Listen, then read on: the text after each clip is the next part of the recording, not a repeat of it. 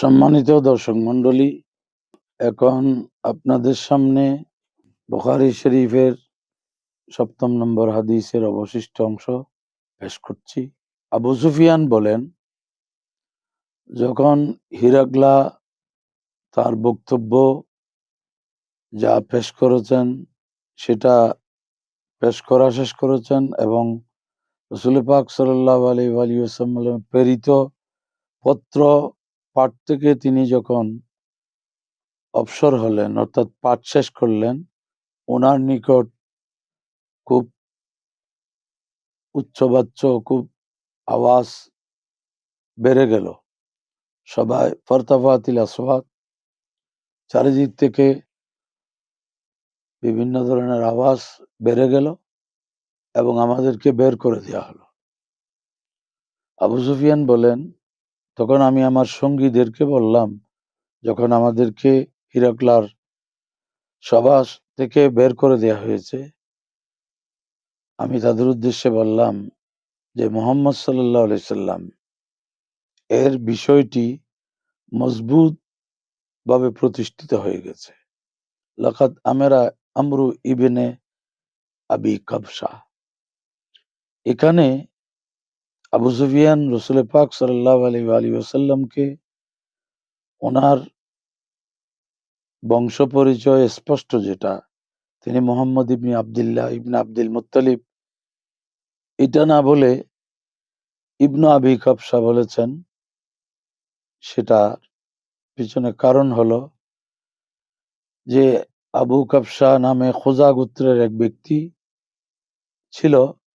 সে তারকার পূজা করত, কিন্তু মূর্তি পূজা করত না। এই কারণে তাদের বিপক্ষে ছিল, তাদের ধর্মের বিপক্ষে ছিল। ধর্মের বিপক্ষ রাসূল পাক সাল্লাল্লাহু আলাইহি সাল্লামও তাদের যেই কুফরি শিরকের বিপক্ষে, এই জন্য তাকে ইবনু আবি কাবসা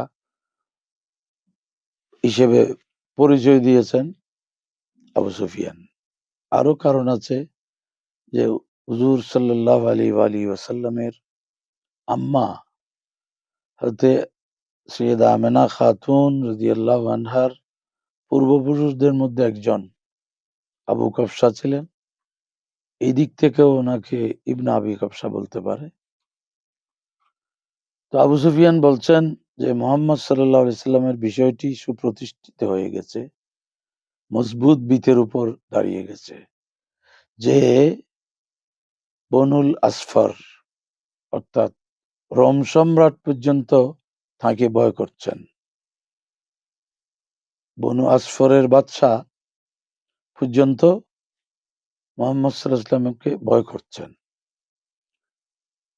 এবং আবু সুফিয়ান বলছেন যে আমি এ ব্যাপারে নিশ্চিত ছিলাম যে তিনি বিজয় লাভ করবেন, মুহাম্মদ সাল্লাল্লাহু আলাইহি সাল্লাম। অতঃপর মহান আল্লাহ তাআলা আমার মধ্যে ইসলামকে প্রবিষ্ট করলেন। আমি ইসলামের সুশীতল ছায়ায় আশ্রয় নিলাম।